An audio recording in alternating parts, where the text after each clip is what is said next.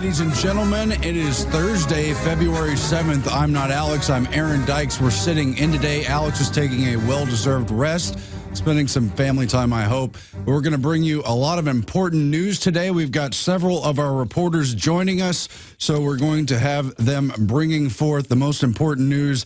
David Knight's going to join us. We're going to cover drones and a whole lot more. Jakari Jackson, David Ortiz, Melissa Melton, they're all coming up, but we are at an important juncture in history. The authoritarians, the repugnants to the Constitution are completely taking over the levers of power, but they're losing credibility very fast. This Second Amendment battle has been a great moral victory for gun owners everywhere, but we need to hold our ground even more, push forward, and win back the cultural war. That, of course, is what the InfoWar is all about. And we're making significant grounds there. The world's changing around us. You've seen the vast GMO battle that happened last year, largely centered around Proposition 37 in California, which was officially lost. But just like many of the battles in the American Revolution, losing isn't always really losing, because it was a significant threat to the establishment that's trying to force us to eat unlabeled foods, lots of dangerous stuff in there. And now they're proposing a federal compromise on GMO labeling that might trump state law forever. And surprise, surprise, the big big food industry is behind quite a bit of it. Supermarkets cry foul as FDA proposes new food labeling under Obama. Will federal compromise on GMO labeling trump state law forever? GMO giant Monsanto joins Big Business Coalition for UN Agenda 21. And from Anthony Gucciardi over at Natural Society, safety group blows lid on secret virus hidden in GMO crops. We'll get to that later in the program. But these two headlines tell a story on the Second Amendment battle. Well, maybe three headlines here. DHS purchases 21.6 million more rounds of ammunition to go along with their more than 1.6 billion rounds. You've got to imagine they're preparing for something. Of course, the entire Department of Homeland Security was crafted, designed, put in place before 9/11, but they used that crisis in a very Rahm Emanuel sense. They used that crisis, rode on the backs of tragedy, all the tears, everyone's hurt, to push through a completely unconstitutional system that we're still living under and that we've got to expose and roll back so we can put back in place our republic, our Constitution, our Bill of Rights. But while they're purchasing more ammunition to occupy America, unprecedented demand. Americans purchase a gun every 1.5 seconds. And an 86-year-old woman grabs gun in self-defense, and she was able to stave off a home robber. And that's what the Second Amendment's for. You would really hope an 86-year-old woman would never have to come to arms, but if no one else is there to protect her, and surely the police can't do it, you would rather she is able to defend herself than let the criminals go wild. Last night on the Nightly News, I covered Luke Rudkowski's story there in New York City, where there's a total citizen disarmament, where you're not allowed not only to have concealed weapons, but you're not allowed to carry knives or really even defend yourself. And he tells the poignant story of a man, his name is Joe Lozito, who was attacked at knife point on a subway and nearly died, but he was able to overcome his assailant. And yet there were armed police on that train no more than 2 feet away from him through a door, and they refused cowardly to come through and save him because they believe the assailant might have a gun. Well, they have guns, yet they wouldn't respond because they say they have no duty to protect and serve. Well, number one, we want to encourage law enforcement and military to indeed protect and serve. And among the protections is not only the people, but the Constitution and Bill of Rights. Look, we've got to reawaken this country. We've got to go back to liberty, self-defense, common sense, people. We'll talk about it more on the other side. A lot of hot news today. Stay tuned.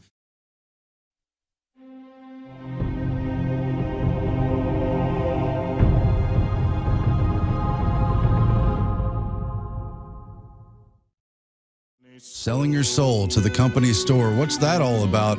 It's about liberty as this complex struggle where even when you're free in name, we had a lot of indentured servants in this country, of course, slavery. Even once they became free, were they really free because they had to work on these fields owned by the company store. They had to buy their products at the company store. They had to take out debt there, and really they could never get free except in their own souls. But if we awaken our minds, if we understand what we're fighting for and why we want our rights in place, we can start to take it back. The Bill of Rights is, in my view, the most promising aspect of the American Revolution. I touched on this last night. I try to touch on it all the time because that is the real whole, that's the whole product of the entire Enlightenment, the Age of Reason, the awakening, the battle against kings and princes and tyrannical religious authorities to say that I'm going to have my relationship with God on a one-on-one basis, but here on earth, you're going to respect my rights, keep your distance. We're going to create a buffer zone. We're going to separate powers because all you people in power are corrupt. It always happens time and again. So here we are once again at the best of times, the worst of times. We've got John Brennan on Capitol Hill today seeking CIA confirmation. And this is, of course, the man who is one of Obama's top advisors and the one considered responsible for these kill lists, these drone strike lists, where they just send over this automated thing, take out a suspected target and plenty of collateral damage in between. They don't care if they kill women, children, completely innocent people, as long as they can claim they might have possibly been targeting someone who might be associated with Al-Qaeda. Now he's going to lead the already flawed CIA and bring no moral ground to it whatsoever as we continue to deteriorate here. Meanwhile, you've got states like Texas introducing anti-drone legislation. Texas anti-drone laws would be the toughest in the USA. They are, of course, considering that legislation here in the state capitol, and they already considered banning the TSA and bringing in private security at the airports here. In fact, it passed overwhelmingly in the House, and they used procedural moves to block it. Meanwhile, behind the scenes, behind the curtain, they made extortion-like threats, threatening to have a blockade on Texas, a no-fly zone, and basically occupy the country federally if they dared to say no to a clearly unconstitutional TSA. Is it going to be the same with drones? We can see how they would violate our Fourth Amendment, see how they would violate our privacy, see how they would circumvent due process that's put into place so that criminals are dealt with under the law, but that there's proper procedure there. You have people who are suspicious. You have evidence. You have reasons to go investigate. You just don't go from place to place spying so you can collect revenue and round up people and get people in the system and make a bigger collectivist government, raise up the coffers. And we saw that too with Kurt Nimmo's story from yesterday about how they're going to do checkpoints in Florida now, not just for DUI, not just to see if you might have been drinking, if you might be a safety hazard out on the highways, but to see if your tires are too worn, to see if your registration sticker's in place, to see if your lights are working, see if they can give you a ticket and raise some money for the state and just harass you a little bit when you've got a freedom to travel. You've got your rights, and that's what we're fighting for in so many respects. And so there's just news all over the place on that front. Now, we're going to get way into the drone issue after the bottom of the hour. David Knight's going to join us to bring us up to speed on some of the latest. But you heard the headline in the past couple days. Department of Justice Eric Holder telling us that it's, quote, legal to drone strike Americans. Of course, in this context, they're implying that they mean Al-Qaeda Americans living abroad, and just because they're born here doesn't mean we can't take them out by drone strike without due process. Well, that's fine and good, and they've been doing all kinds of things like that under the war on terror. Of course, I don't think it's fine. I think it's shameful the way we're prosecuting this empire and really just rack and ruining other countries. But the point is, they're trying to legitimize, well, it's this Al-Qaeda guy, so why do we want to bother with putting him on trial? It's Anwar al-Awlaki and his 16-year-old son, and we'll take him out with a drone if we want. But think about it. Here they are building up drones here inside the United States, at least 30,000 plus drones being deployed by law enforcement in different areas of the country. The feds using it to spy, the EPA using it to spy on farms. They've deployed planes to supposedly monitor pollution and check for terrorism and just see if anyone has an unauthorized something on land somewhere that the feds may not already control. We've got to start saying no to this, and it is encouraging, whatever comes of it, that many of these states are beginning to try, at least in name, to restrict drones. But you've got things like Florida police want to use drones for crowd control. That's more of the stuff we've already seen on that front. We'll get more into it, but they're setting the stage for legitimizing not only killing foreign Americans abroad who might be Al-Qaeda, but for using drones, of course, domestically on possibly suspected domestic terrorists, extremist Americans. Political dissidents is, of course, what it really boils down to. And you've got some really wicked and corrupt people for a long time, for many decades in Washington, but they're just getting worse and worse. They're getting that feedback loop of no one's going to stop them. No one's going to say no. They've got the controls of levers. They bought out all the elections and politics. And so no wonder you've got people like Jesse Jackson Jr. from one of the many oligarchical dynastical families possibly facing jail time because of his many corruptions as a member of the House. That's just one of many headlines here. And just interesting, the stuff that's going on. Let me reset here. There's a lot of interesting China news, and this isn't really my specialty. I've probably got a lot of ignorance with China, but you can see there's people clearly fighting for freedom there under a very authoritarian regime. We covered yesterday a wholly disgusting story. I mean, already the entire one-child policy, the encouragement of abortion and infanticide and looking the other way as children are sold into sex slavery and child trafficking, and really just devaluing humans, especially little girls in China. But even more disgusting, just that kind of cherry on top of the icing that was already on that authoritarian cake, is this horrible case of the one-child policy enforcer, these family planning officers who crushed a 13-year-old boy to death because their parents had more than one child and refused to pay the fine. And that fine is a big payoff to the system. It's financially burdensome for a lot of struggling Chinese people. And, of course, children who are born outside of the one-child policy, many of them never are allowed to officially be recognized in the system.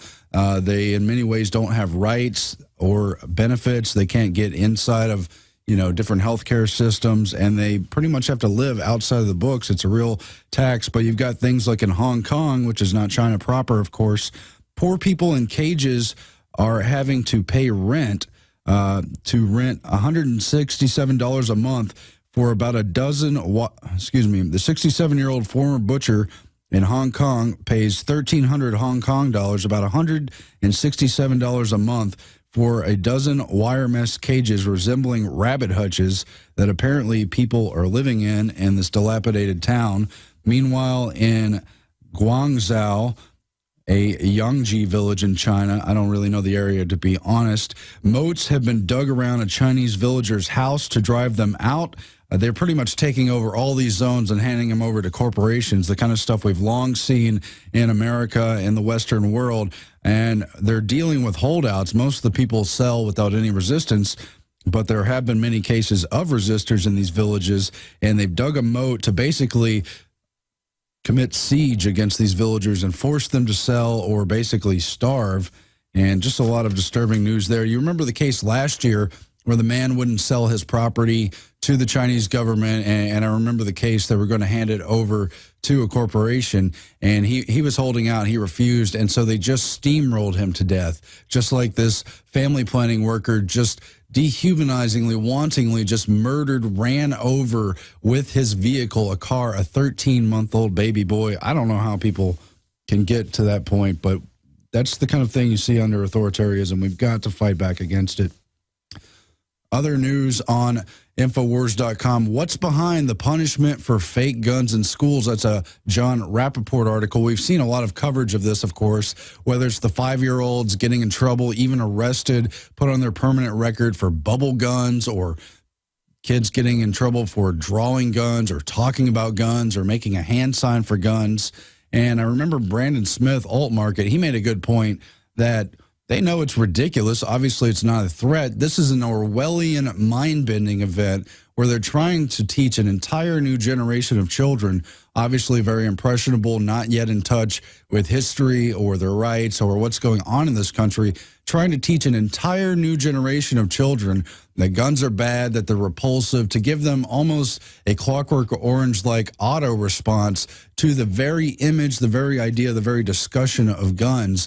And so by punishing a few of these children as examples, all children will have a chilling effect not to get into the gun culture. And that's the very opposite of what our founders talked about. I believe as Richard Henry Lee talked about, we should not only all have personal rights to arm ourselves and be trained in guns, but especially the young should be trained in guns, learn how to use them safely, be responsible, but know how to use them so that no one can run over that culture. That's the makings of a free society. And I know it sounds radical today, but people are rediscovering that. That's what's happened with the Second Amendment. Mike Adams had a great article yesterday highlighting the many victories, maybe between the jaws of defeat, we've seen in the attempt to rein in guns. It's totally revitalized the culture. You've had law enforcement and military standing up to say they're not going to take part in any confiscation. You've had record purchases of guns, people lining up at gun stores, re-engaging in private sales, and preparing to resist the government through words, through the info war. Let's not let it get violent, but if they ever try to trample on our rights that far, we're not going to let them do that. Alex Jones here with a message that could revolutionize health in this country. Going back about a year and a half ago, I began to learn about the incredible health effects of longevity products. Aaron Dykes lost 92 pounds. We're going to show you some before and afters. Aaron, break down what happened, your story. I've worked really hard with diet and exercise to try to lose weight, but I just didn't get the results. It just didn't happen. Then I saw what you were doing with InfoWarsTeam.com. I wasn't even trying to lose weight, but I got it because I wanted to feel better energy. I wanted that nutrition. Didn't even understand how that could kickstart my own weight loss goals. But the products did that for me. I found myself suddenly losing weight, more energetic, wanting to exercise, wanting to eat the right foods. And they don't even advertise it as weight loss. I want to challenge our radio listeners to go to InfoWarsTeam.com, sign up as a distributor, and get wholesale pricing discounts at InfoWarsTeam.com.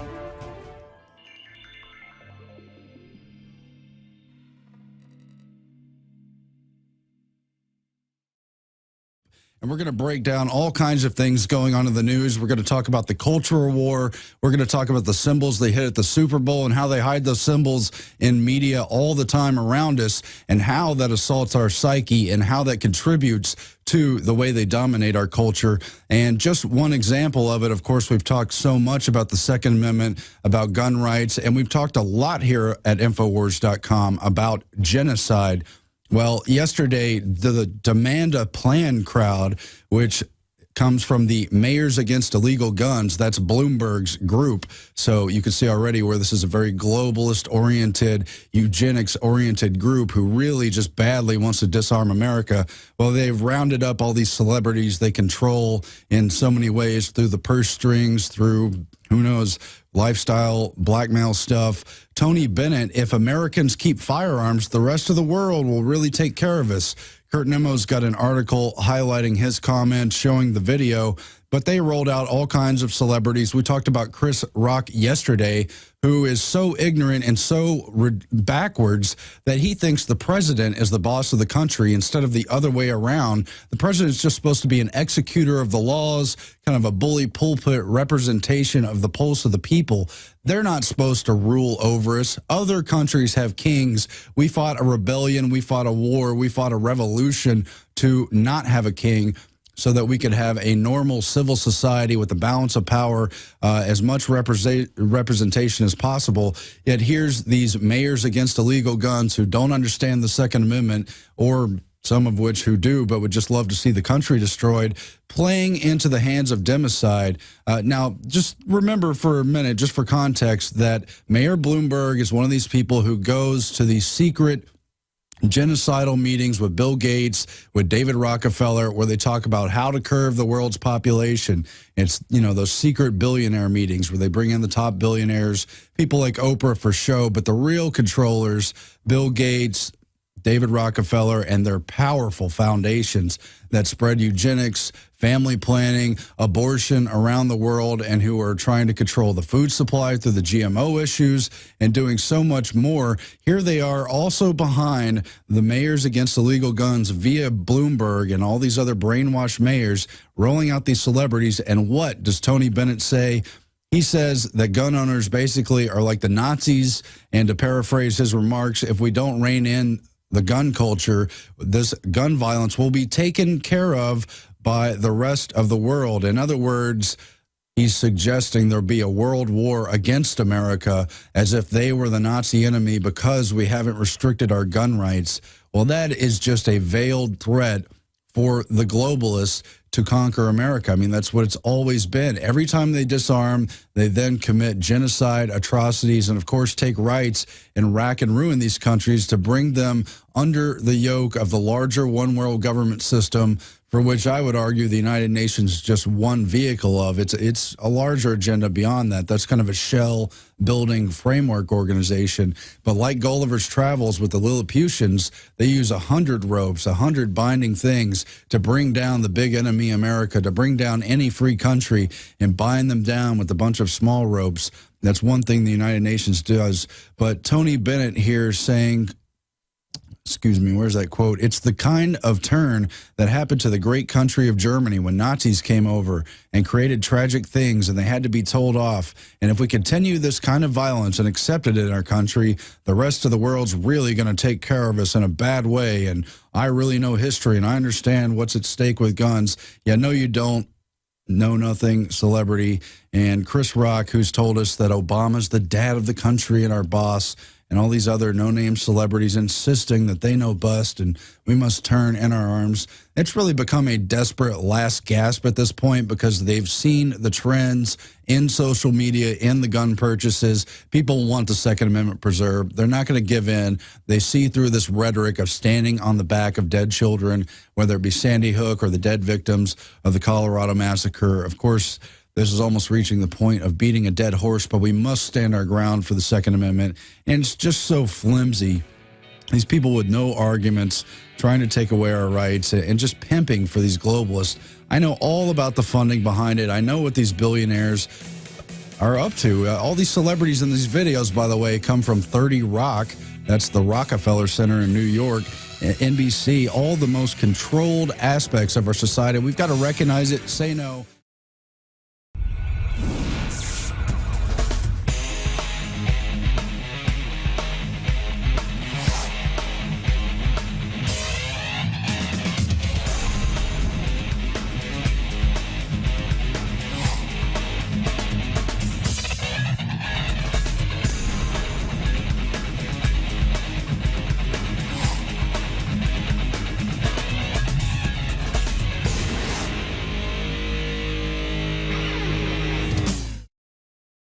But joining me now is David Knight, one of our newest members. You've seen him on the InfoWars Nightly News, brings a great deal of knowledge. It's been really interesting to get to know him and pick his brain and see how it balances and meshes with the other information that we've already put together at InfoWars. We're always growing here. That's why I love working here, because it's food for the mind. It's re-understanding what's going on in this world and why things are important and why we're taught American history. Well, there's so much behind the scenes because it applies to everything. It's timeless because authoritarians and the mechanisms of power and control just go in cycles. And so, David Knight, tell us what you're bringing to the table today. Well, thank you, Aaron. I guess today the thing that is really breaking are these John Brennan hearings. And it's kind of important because there's been a lot of leaks this last week about things that are going on with the CIA, with drone assassinations, with torture, that sort of thing. And Brennan has been kind of at the nexus of both torture and assassination. He's been the apologist for this type of policy. As a matter of fact, he's been called by Ron Wyden Obama's counterterrorism chief, essentially. And now they're putting him up for CIA director. So this week, as this is coming today, the hearings are today, but leading up to this, we've had a number of leaks. The first, there was a leak from the Holder Justice Department talking about their quote-unquote legal justification for these drone strikes and actually move the bar a little bit from what people understood as to where they were. There were also Well, by legal, they just say it's legal. They say it's legal to just extrajudicially kill someone, just like they said it was legal to torture even children using, pliers on their genitals in the John Yoo memos and the other related torture memos under the Bush administration. I mean, they'll just say it's legal, but it's disgusting and repugnant to any kind of human morality, to any kind of constitutional notion. I'm sorry, go ahead. That's right, yeah, and we'll talk about the details of that. But, just in general, that was released. Then they also released some information that the CIA had been involved in renditions using 54 different countries. So basically, this is another kind of legal fiction where the CIA says, well, we don't torture anybody. No, they don't torture people. They kidnap them and send them to other countries where they're tortured. And there's 54 countries, including European countries, that have been involved in this type of thing. It's not just banana republics or third world dictators. And then there was also a leak about a CIA drone base in Saudi Arabia. Now, that's interesting because, and actually that was the base that was used to kill al-Awlaki, the first American citizen who was assassinated by Obama. But that was interesting because that story was covered up for quite some time by the Washington Post. They claimed that they released it this week just before the hearings because another news organization was going to release it. But that's a situation where the media is carrying water for the CIA. In many respects, they're owned by the CIA, you could argue. Absolutely. But this is a clear case where the public can see that this is happening. And, again, the timing of that is somewhat suspicious, with these hearings coming up. The interesting thing about the hearings from a political standpoint is that a lot of this opposition and perhaps a lot of these leaks, like you see coming from the Washington Post, is coming from some Democrats. There's the only resistance that we seem to see, and it is actually pretty weak and ineffective resistance to these policies, is from some Democrats. The Republicans, by and large, are kind of cheering this stuff on. They're all for torture and that sort of thing. As a matter of fact, last night I heard, as I was driving home on the radio, I heard Sean Hannity had somebody on his show, and they were taking this classic left-right paradigm to the extreme, where the one fellow that was a Democrat was defending Obama's assassination programs while he was criticizing Bush's torture programs. And then, of course, Hannity took exactly the opposite position, that torture was fine, but assassination was bad. And it's like the only thing that's being tortured here is reason and morality and the legality of doing this stuff. I mean, it was such a tortured discussion. It was just amazing to hear these guys try to jump through hoops to defend one position and not the other, because there is no legal or moral justification for what they're doing, either one of these guys, but they're defending it strictly on partisan grounds like that. Well, obviously not. Now, John Brennan, of course, as we mentioned already, was behind the kill list. He's the one who comes to Obama each week and says, here's the targets we want to send drones over and strike. Now, they want to exploit our emotions and try to tell us that 20 children who are dead at Sandy Hook by a random killer who apparently was not properly profiled in society, that we should worry about that. Well, here's two killers that we know about in the White House who have children's blood on their hands. They drone striked a 17-year-old girl. John Brennan has the 17-year-old girl's blood on his hands. So does Obama. Yeah, and just from a pragmatic standpoint, one of the articles was talking about a Muslim cleric who had taken a stand against al-Qaeda in his country. And he got a call from al-Qaeda, and they said, we want to meet with you. So, he assigned a time and a place to meet with them. He took a local law enforcement guy with him as kind of a backup. 3 al-Qaeda show up, and the 5 of them are talking, and a drone strike hits, vaporizes all 5 of them and a nearby camel.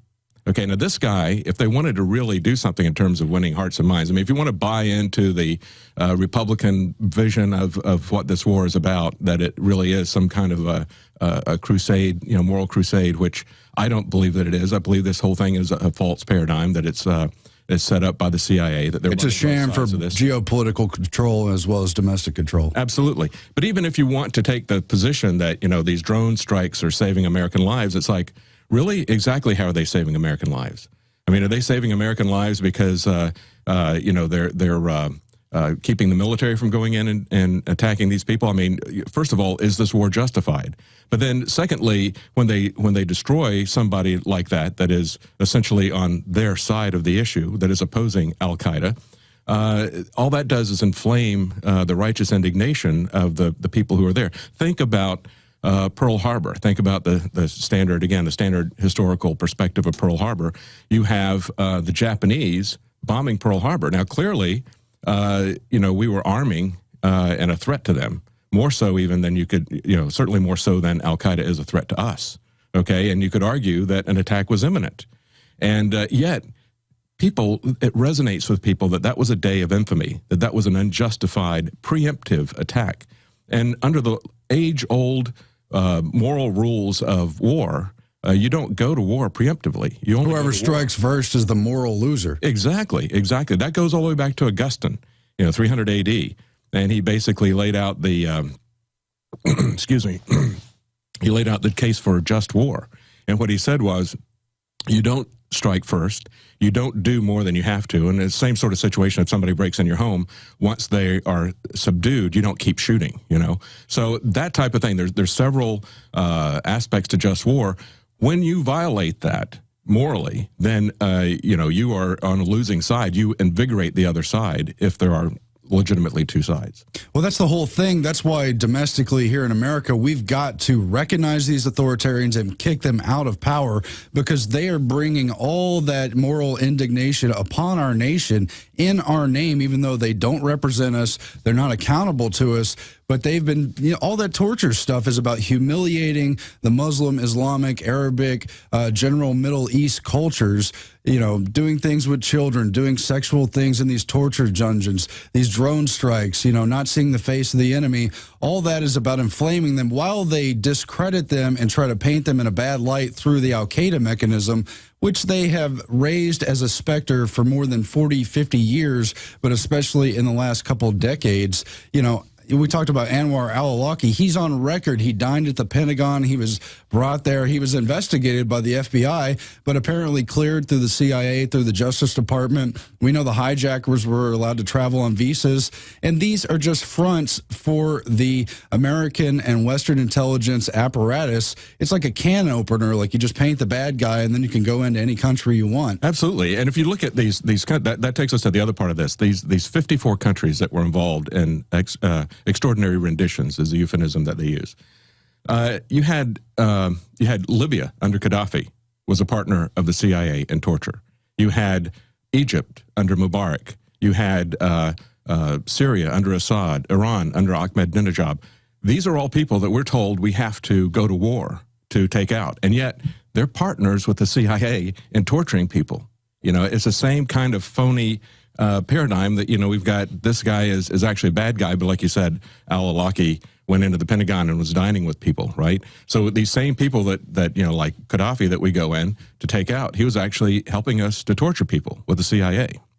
I think the simplest way to sum it up is that the worst people rise to the top in every culture, every country. We learn to respect them and trust them because they look like us, because we're from that particular area of the world. And they all secretly work behind the scenes through these shadow government apparatuses to dominate people everywhere worldwide. But specifically with these 54-plus torture dungeons, they've misdirected us into only talking about Guantanamo Bay, which, by the way, Obama the liar promised to close, never did. And, of course, bad things happen at Guantanamo, all the weird sensory deprivation, force-feeding stuff, and general torture.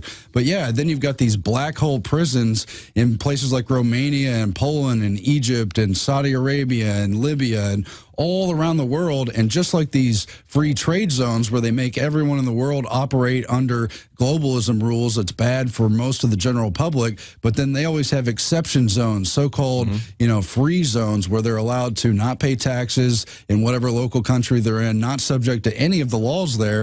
And it's just this black hole culture where they think they can get away with whatever they want. And they must be horrible in these prisons. Yeah, one article that I thought was really good was from antiwar.com, and it had 20 facts that you should know about extraordinary rendition. And as I was listening, like I said, I listened to conservative radio and Fox News and how they were spinning this stuff, trying to defend torture at the same time than trying to attack assassinations. And what they were saying was, that this is not really that bad. I mean, this is, waterboarding is not really, kind of scaring people or you're depriving them of sleep or whatever. This is truly, I don't have time to read all of this, but it is truly amazing. You've got innocent people, like a German national who happens to be Arabic or Islamic or whatever, kidnapped. That's what extraordinary renditioning is. Kidnapped and taken to Afghanistan, tortured for 77 days. You've got one guy who was seized in Iran, held for 77 days in the CIA's dark prison in Afghanistan, subjected to sleep deprivation, hung from the ceiling by his arms in a strappado position, threatened by dogs, made to watch torture videos, subjected to sounds of electronic sawing accompanied by cries of pain. You've got one of these fellows who is threatened to have a relative of his. This is another common thing that they do, is bring in children, wives, mothers, and threaten to torture them in front of the people. And it's just amazing the stuff that you see here. This is our government. Okay, this is our government, the CIA, that is at the center of, you've got all these 54 countries and their names have been made public, and it's creating scandals in the UK and other European countries. People are calling for people to resign. But at the center of it is our government. Our government, hijacked by the repugnants, are modeling themselves on literal brainwashing techniques from communist China, North Korea, from the Spanish Inquisition. It's the worst of the worst stuff done in our name, and it's so insulting to everyone involved. And yet what you see here is you can't get a unified front from either the Democrats or the Republicans to say, this is wrong, let's stop it. These perpetual wars are wrong, let's stop them. Instead, they're just trying to defend their guy. If their guy is torturing but not assassinating or this or that.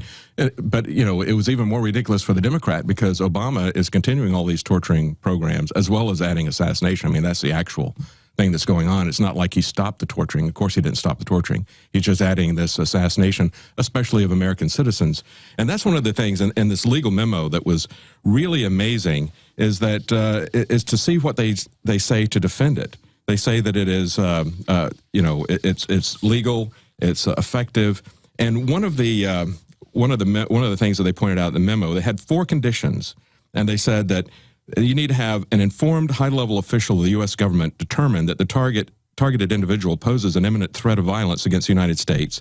2, capture is not feasible, and 3, the operation will be conducted in a manner consistent with the application of with applicable laws of war principles. Well, it has to be all 3 of those, right? And if it's going to be applicable with the law of war principles, then it's going to fail every time. Because, again, we're back to a situation where they're not only saying that, we were concerned about the drone assassinations initially because they were being conducted against people who had not been given due process. Okay, that was what everybody was concerned about. But they're not even saying that they need to have studied this situation and determined that this person was responsible for an attack.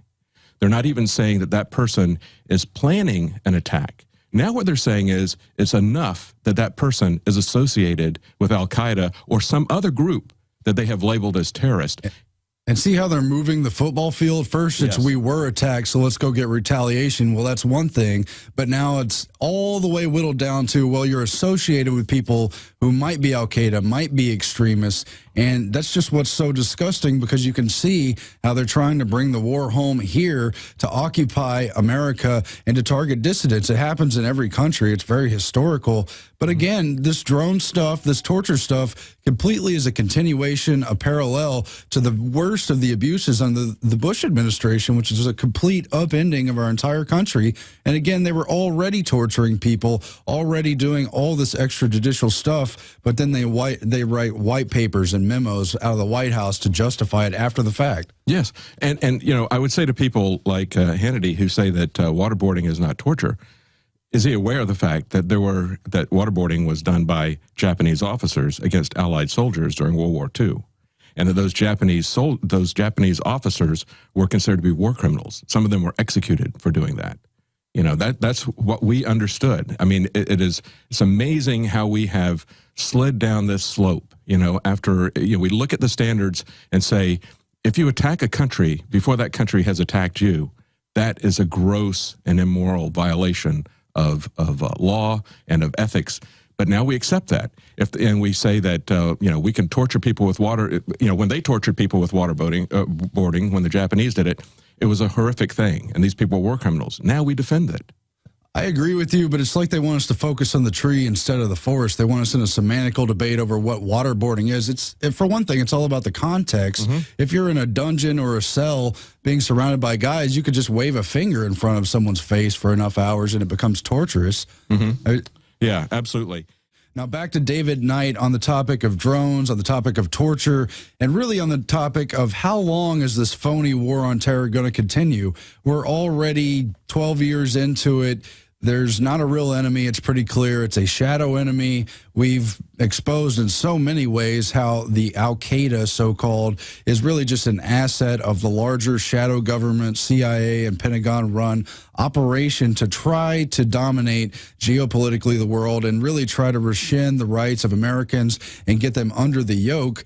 But we've had the whole Arab Spring uprisings, which they clearly incited but miscalculated, I believe. And there's so many ways they're inducing more and more blowback, and drones are one of them. They want to have this ongoing war, this never-ending empire to control the world, for America to be the first and last superpower, as PNAC, the Project for New American Century, dubbed it.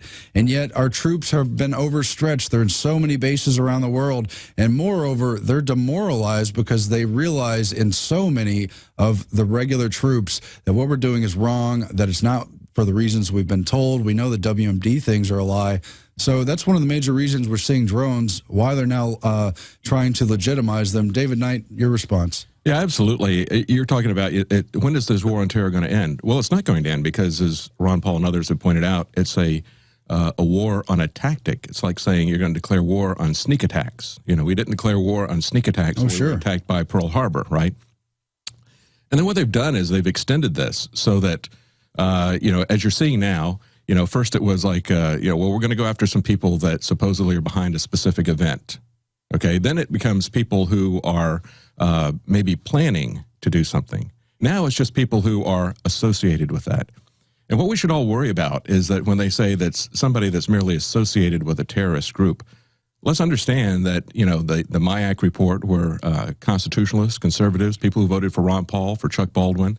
Puts pretty much any thinking individual in the terrorist category. Right, right. People who are libertarians, conservatives, Tea Party members. These are the types of people that have repeatedly been classified and tagged as terrorist opponents in war games by the military and memos recently from West Point strategizing about war on terror, and the MIAC report from 2009. I mean, there's too many of these to go through, but there's so many places where we see that, yes, clearly there are many people in the government and in the press and places like the Southern Poverty Law Center repeatedly characterize constitutionalists, libertarians, conservatives, Tea Party people as terrorists. So this should very much, and the fact that it's an American citizen that is being gone after, once we get to the point where they don't have to give us due process, they don't even have to claim that there is an event that they're reacting to or a plan that they're reacting to, you're just merely associated with an ideology, which is what's going on here. That's a very dangerous situation for everybody. That part now that has now just resurfaced with this legal memo is something that we should all be very concerned. And, you know, as this is coming up, again, the chair of the Senate Intelligence Committee is none other than Dianne Feinstein. This woman seems to be at the center of everything pretty much that's evil. ProPure is introducing Pro One. All of your filtration in one system, portable, on the go. This is the Pro One by ProPure. You wanted it, you got it. No more do you have 2 or 3 filters to just reduce sodium fluoride. You have a system that cuts out the sodium fluoride and up to 95% of hydrofluorosilicic acid. Advanced manufacturing technology combines silver-impregnated white ceramic with new Aquamedics advanced media for removal of fluoride and other heavy metals, all in one filter element. It cuts out the acid derivative of fluoride. It is the only one that does it, and out of the gates, we have it discounted at 10% off with promo code WATER. This is the only system that in one unit helps reduce or remove pesticides, herbicides, chloramines, ammonia, and chlorine, hydrofluorosilicic acid, the most common form of fluoride not covered by other fluoride filter brands, and sodium hexafluorosilicate. This is a revolution against the tyrants. They love putting the toxic acid base of fluoride into your water. They love the fact that it's an adjuvant supercharging the trace Prozac in the water and the hormones and the other chemicals.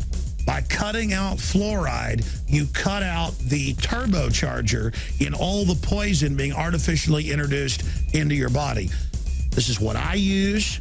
It's a win-win. You get a high-quality product at the lowest price. You support the InfoWar. Get your Pro Pure with the new Pro 1 filter today at InfoWarsStore.com or by calling 888-253-3139.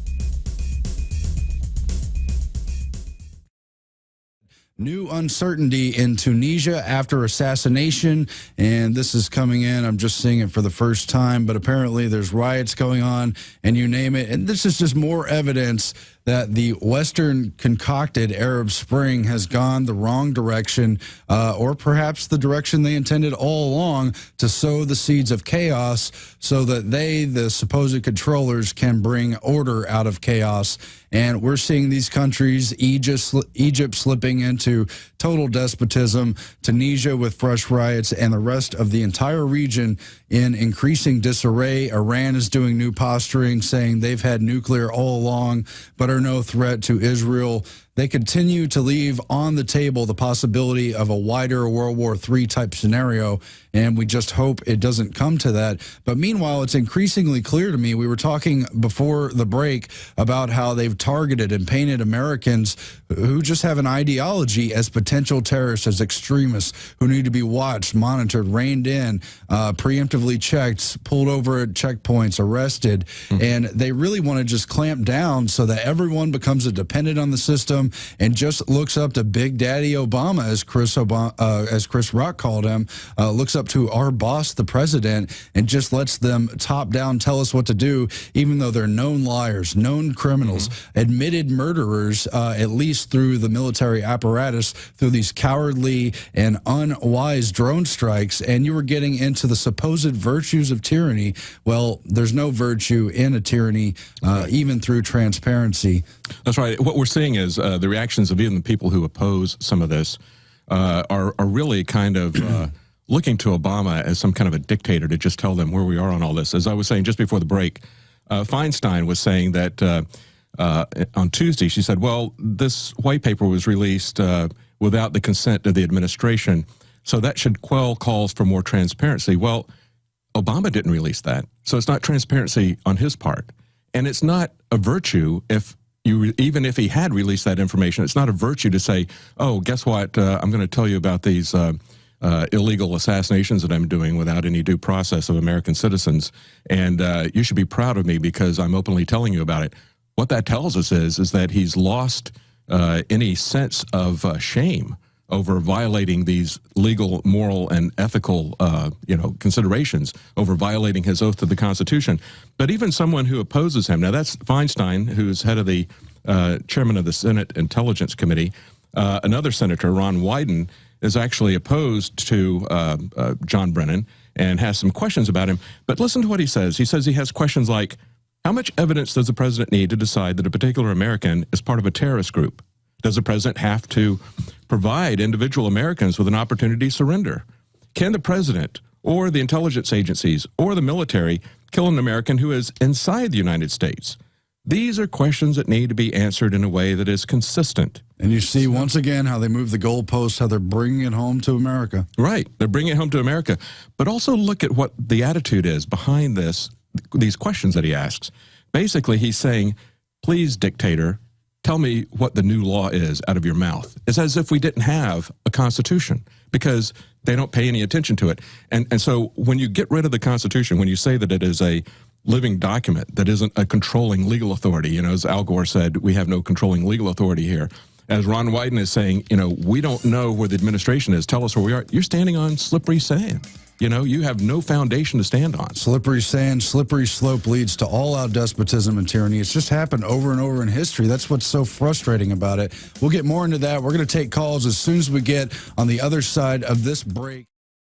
The world is being made and remade according to a very disgusting, dark, repugnant to the Constitution, authoritarian design. Just this week, we see as Treasury Secretary Timothy Geithner leaves office for Jacob Lew to take his place. He's rejoining the Council on Foreign Relations, vowed to destroy the country. They've got new news on GMO. But back to David Knight first. You were finishing up your points on torture, on drones, on this whole war on terror. Yeah, there was just one exchange that I thought was really critical. It took place about a year ago, and it was Representative Tom Graves talking to FBI Director Robert Mueller.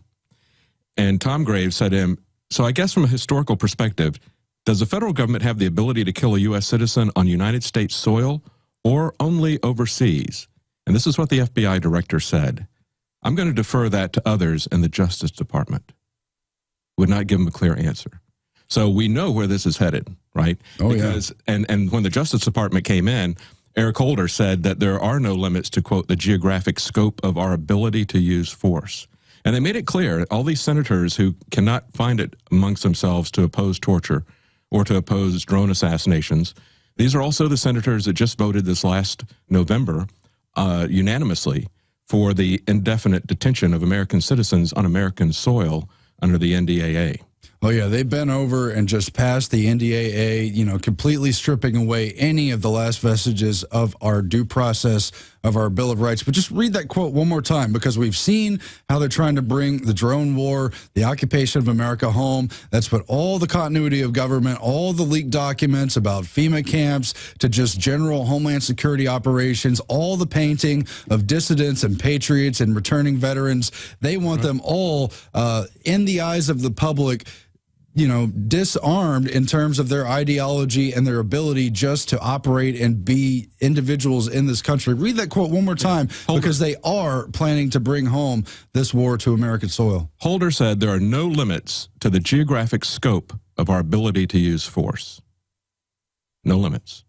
And clearly they don't see there's any legal limits to what they can do in terms of the military use of using the military as police, militarizing the police, you know, indefinite detention without trial, execution of people without trial, execution of people even without a crime having been committed, without evidence of a crime even being planned, merely by somebody's association with a group that they target and label as terrorist. And that's a label that we've talked about has been thrown around pretty indiscriminately and at a lot of people.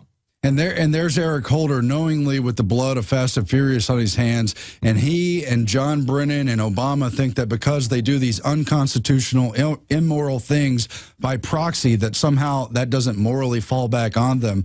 They're going to have a big price to pay in their soul, but at the same time, we've got to work overtime to expose them, to get them out of power. I want to go to a call, and we can continue this discussion. Frank in Indiana, you've been holding the longest. Thank you, gentlemen. And what I wanted to talk about is exactly what you're talking about. First of all, I want to call everyone, make your peace with God. Pick up the Bible, start in Matthew or John. And second of all, now is the time for civil disobedience and for political activism. You're going along with what you guys are saying. That's why they're putting 30,000 drones in the skies. That's why they're putting all these TV shows demonizing the founding fathers and guns. Because it's getting to the point to where they are going to call the Americans the terrorists, and they will justify killing us. Yep. And that's exactly where it's headed to. You look at all the rounds of ammo, almost 2 billion rounds of ammo. Why? Why? Think about it, people. Now's the time to stand up, because listening to the show just isn't enough. I plead with everybody, please stand up and take action. And one more thing I would like to suggest. I'd like to suggest a come and take it bumper sticker with Infowars.com at the bottom of it. Great. I agree. And of course, you're right. We need to get right with God. But the other reason to go read the Bible is, you know, a lot of Christian people sometimes just focus on the New Testament. The Old Testament is an incredible line of how history cycles over and over. And when the Jewish people broke the covenant, they were always dominated, and they would have a usurper take over, or they'd be taken over by another tribe. And you can see over and over again how when you break the system, when you go against the Constitution, in the case of our country, the moral indignation, the ruin that it brings upon you. Your response, David? Well, that brings us to the interpretation of Romans 13, right? Many churches have adopted the same interpretation of it that was popular in Nazi Germany, which is if somebody is an authority, they're obviously been put there by God and they have the right to do whatever they want to. That's how you get to Nuremberg. But the real interpretation of Romans 13 is that God establishes governments to help to establish legal authority and to create a peaceful system. And once these governments get out of line of what is good, what God defines as good, out of things that are absolutely, obviously moral to everybody, whether you're a Christian or not, you understand that, killing people who haven't done anything to harm somebody, that grates against you, whether you're a Christian or not. You've got that natural understanding of that. And so once you get a government that starts acting in a criminal way, that's essentially the same as if you've got a father in a family who is abusing his wife or children. That father no longer is using the role that he is no longer in the legitimate role that he's been put in. He has lost his authority. That's what's happened to our government. And as the caller points out, it's time for us to start doing things, looking for organizations, looking for ways to peacefully and legally try to stop this with civil disobedience, because it is quite clear that we're not going to find any allies in either the Republican or the Democratic Party. There's one. No, we know who they're working right, for. and we know that the electoral system is completely corrupted. And so we can see that none of them have any problems with these policies that we're talking about of assassination, endless undeclared war, torturing, you name it. Suspending due process for people, suspending. Well, that's why the Bible also talks about my people perish for a lack of a vision. We have to use the InfoWars, a vector point, to re-identify. Are you going to be with the Bill of Rights? Are you going to be for due process? Or are you going to be just for arbitrary law and dictators running roughshod all over everyone? Now, our next caller, I see the name is Matt Lepasic. That's one of the biggest We Are Change activists. He's been doing this for years, met him at events over the years. Welcome to the show, Matt. Hey, how you doing? Pretty good. Hey, I'm calling in today because this is one of those red alert type of days. We found out on January 25th, Keith Pantaleone, one of another old We Are Change member here in New York, was actually arrested on some very, very, very serious charges. You may have heard the other day when Glenn called in from New Jersey to let everybody know when I first found out. So we're trying to get the word out. Keith's been with us since 2008, and now he's been in jail in Hudson County since the 25th of January. He's in jail right now. Hold on one second. They're saying they have the story over there. Can we pull that up while you're giving us the story here? I just want to see what's going on.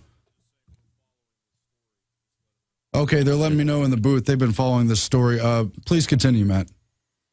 Well, a pseudo-journalist over there at NJ.com ran a wonderful hit piece associating Keith with the Sandy Hook massacre because he simply had a rifle and a handgun and a couple of other weapons in his home, all of which were legally acquired.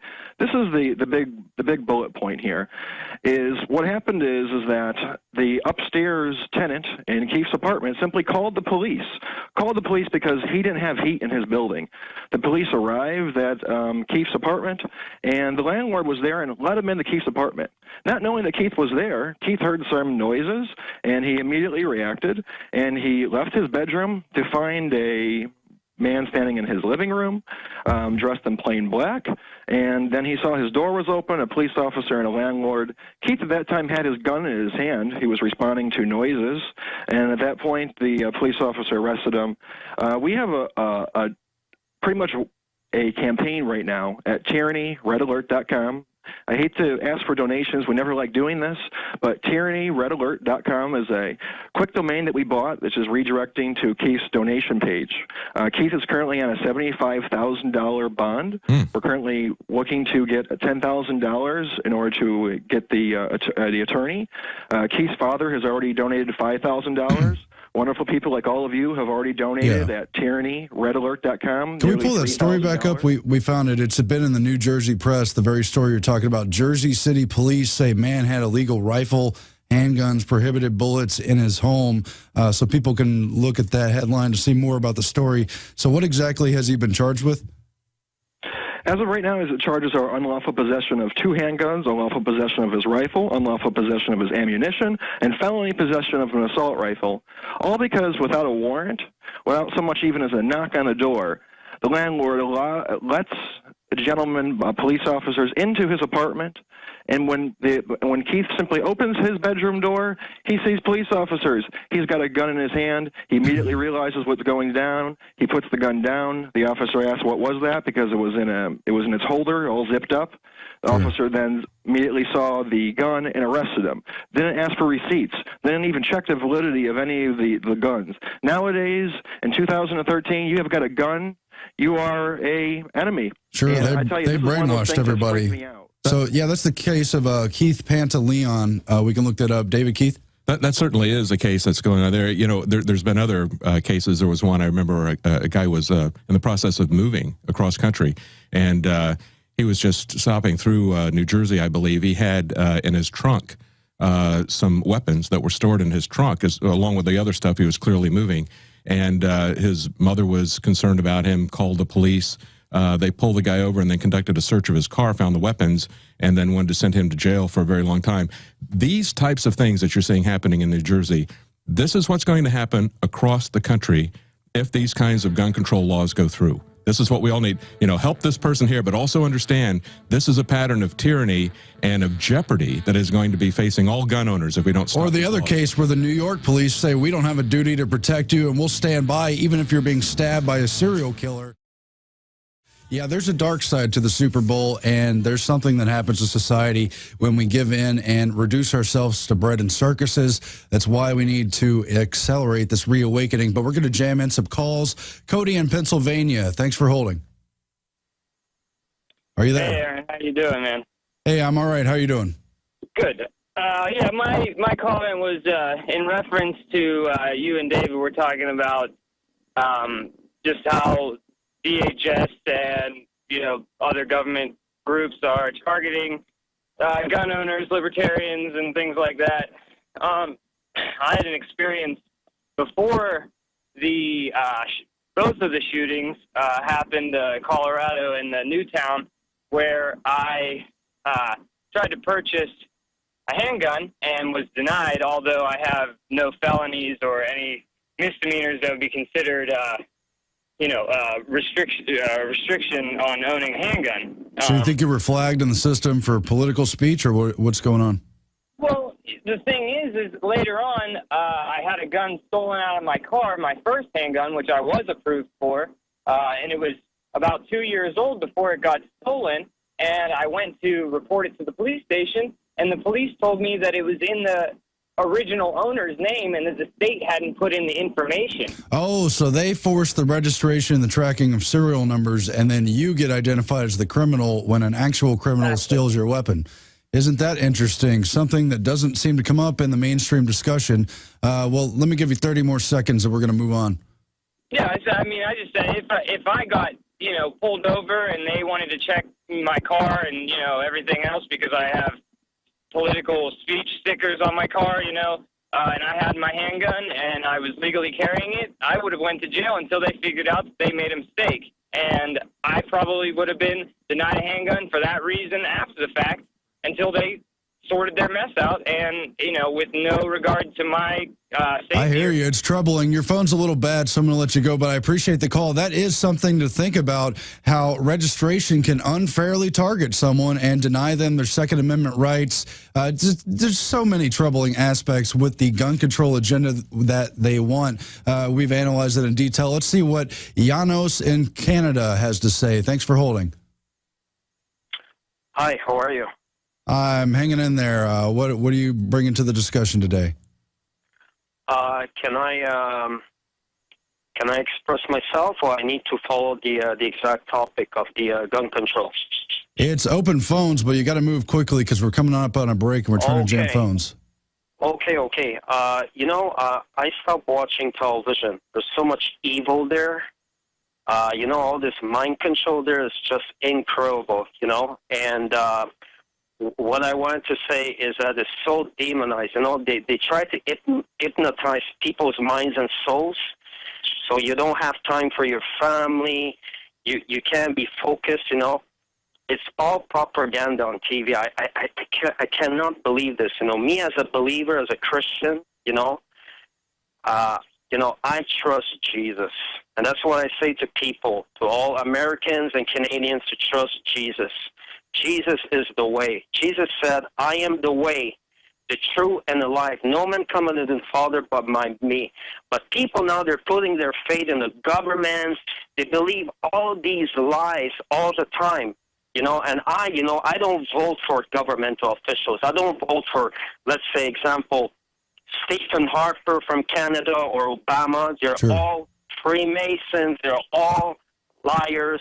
They're all caught up in the system, and all these entertainers are too, and that's why we see at these Super Bowls and other high television rituals such an extreme display of these occultic hidden symbols, and there is an aspect of mind control going on. It seems unbelievable to many people, but if you look more deeply into it, it's there. We're going to get into that in the third hour, actually, so I appreciate you bringing the topic.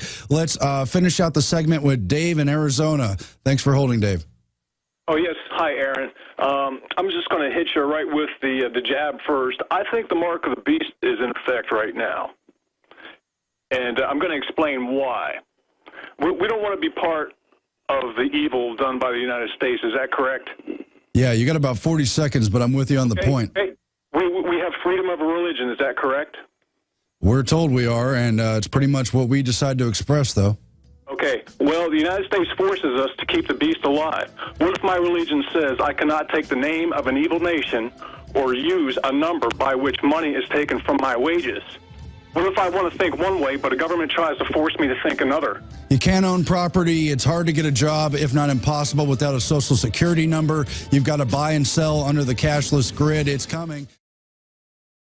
Visit Infowars.com and PrisonPlanet.com.